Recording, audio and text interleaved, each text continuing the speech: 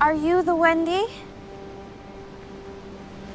Well, I'm a Wendy. The Wendy Peter went to find. The Wendy who knows the bedtime stories. Welcome to MsMojo, and today we're counting down our picks for the top 10 differences between Peter Pan 1953 and Peter Pan and Wendy 2023. My time for joy is lost. Everything I could have been has been reduced to this. For this list, we'll be looking at the most prominent changes made in David Lowery's live-action remake of Disney's animated classic. Clap if you believe in spoilers, because there are a few here. Do you think these changes grew up the source material? Let us know in the comments. Number 10. The parallel between Hook and Mr. Darling. In the original stage production, the Captain Hook role almost went to Dorothea Baird, who was already playing Mary Darling. However, Gerald du Maurier, who had been cast as George Darling and was the uncle of the three boys who inspired Peter Pan, convinced J.M. Barrie to let him don the hook. This started a tradition that continued with the 1953 film, where Hook and Mr. Darling were both voiced by Hans Conried. I say they are.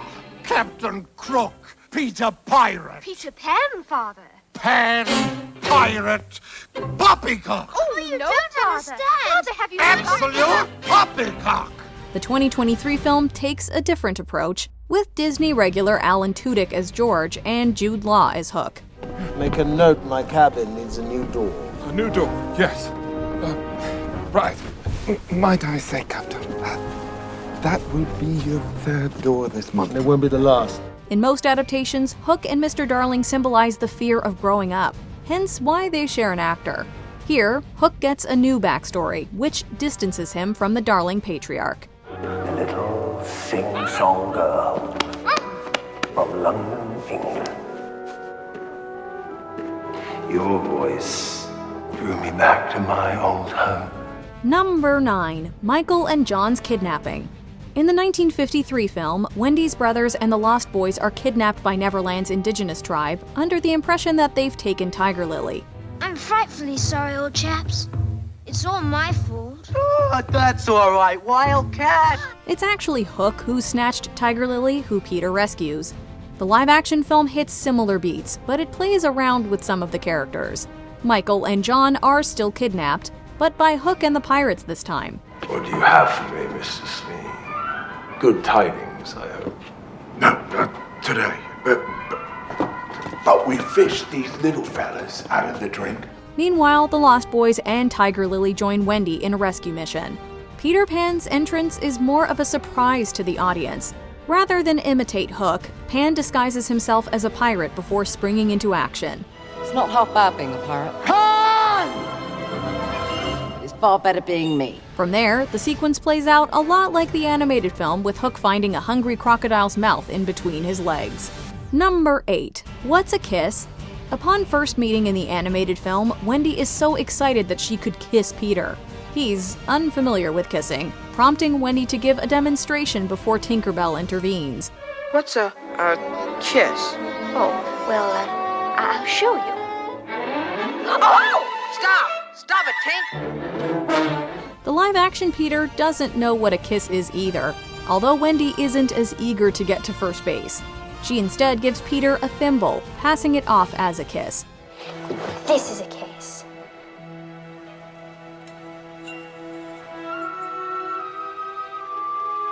I like it. I like it very much. Now do you feel better?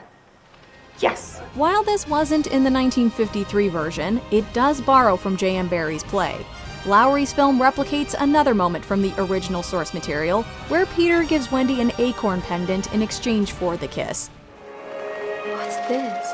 It's a kiss. I made it for you, so we both have one. I thought we'd be friends. Instead, we're just Fighting?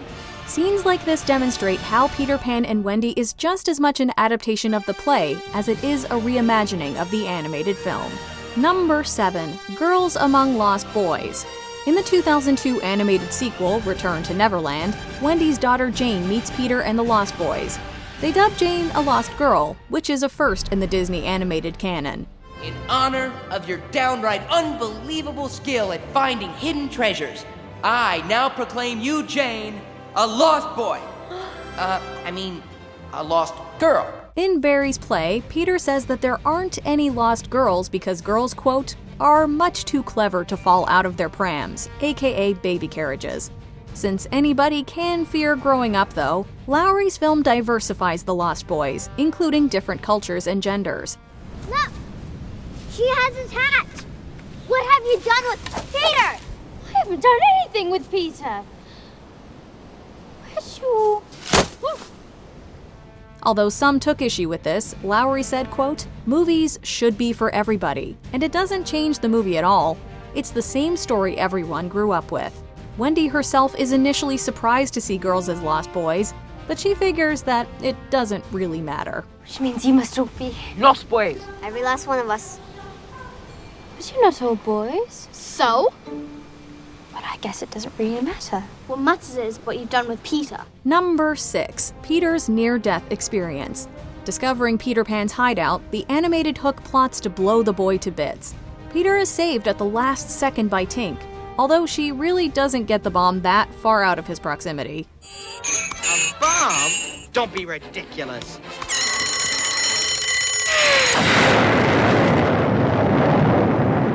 You'd think both would be pixie dust after an explosion like that, but whatever, Neverland logic.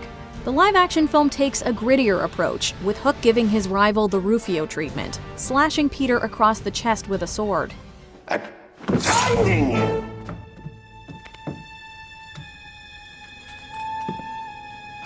Captain Hook, Yes. I don't think I like this adventure. Peter seemingly plummets to his doom as the rest of his gang is taken hostage, including Tink.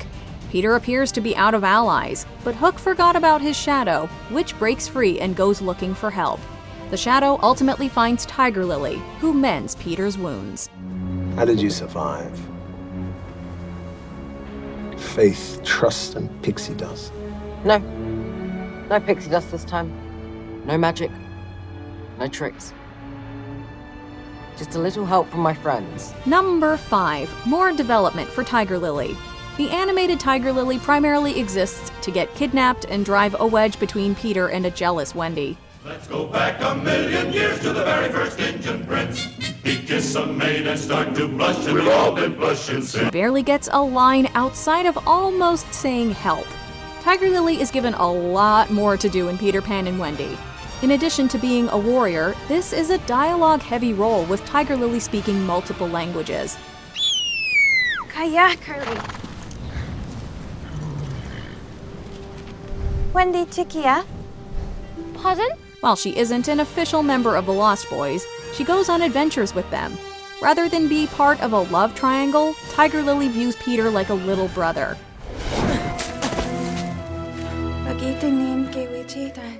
We only briefly see her tribe, and there isn't a musical number, which makes sense.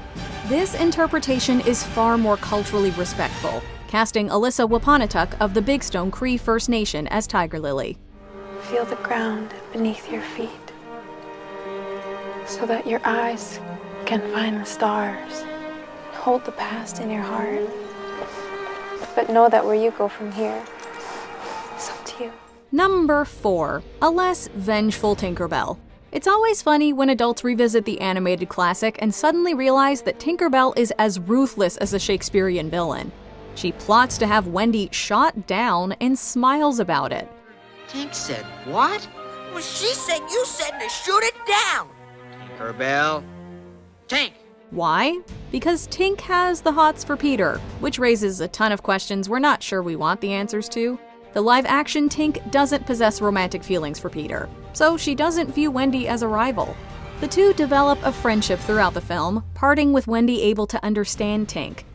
And please don't forget about me.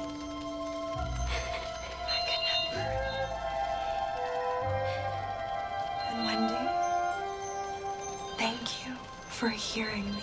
There are several other differences, with Yara Shahidi being the first person of color to play Tink on screen.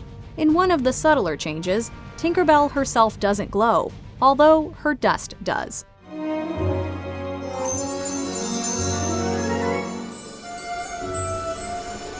Number 3. Lost Boys Stay Behind.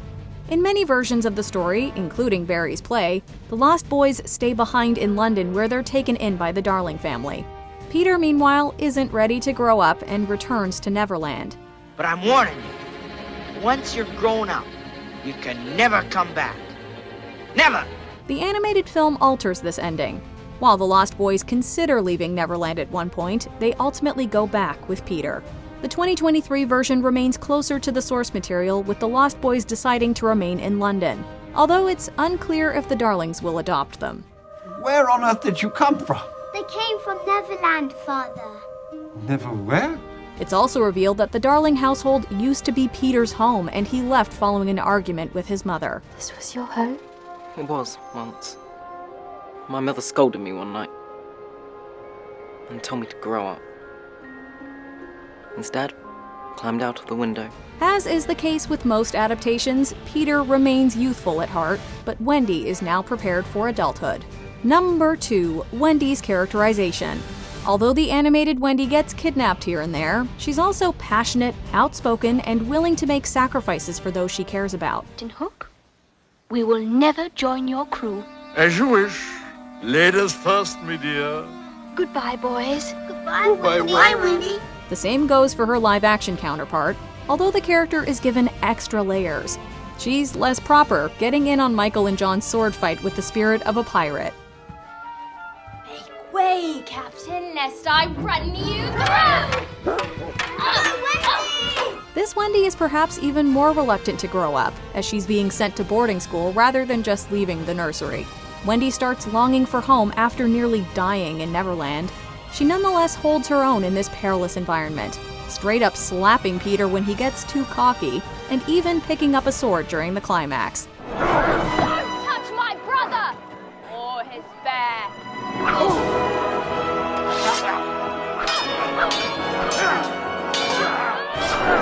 This version is called Peter Pan and Wendy for a reason. Before we continue, be sure to subscribe to our channel and ring the bell to get notified about our latest videos. You have the option to be notified for occasional videos or all of them. If you're on your phone, make sure you go into your settings and switch on notifications. Number 1, Peter and Hook's dynamic. The animated Hook has a vendetta against Peter, who cut off his hand and fed it to the crocodile. Cutting your hand off was only a childish prank, you might say. Aye, but throwing it to that crocodile, that cursed beast liked the taste of me so well, he's followed me ever since. Their rivalry is even more personal in Lowery's film. The two weren't always enemies. Before he was Hook, the cutthroat pirate was a boy named James, and he was Peter's friend. When James started to miss his mother, Peter banished him. I didn't just leave Neverland. Peter made you go. There it is. There's the sticking point. Taken in by Smee, James's resentment towards Peter festered over the years as one grew old and the other refused to mature. The film turns Hook into a tragic villain, while Peter sees the error of his selfish ways. No, a real boy would have to grow. A real boy Would apologize. apologize. For what? For hurting you. For being a rotten friend. As the movie ends, it's unclear if the two will rekindle their friendship, or if hunting Peter will continue to fuel Hook's will to live. Do you agree with our picks? Check out this other recent clip from MsMojo. And be sure to subscribe and ring the bell to be notified about our latest videos.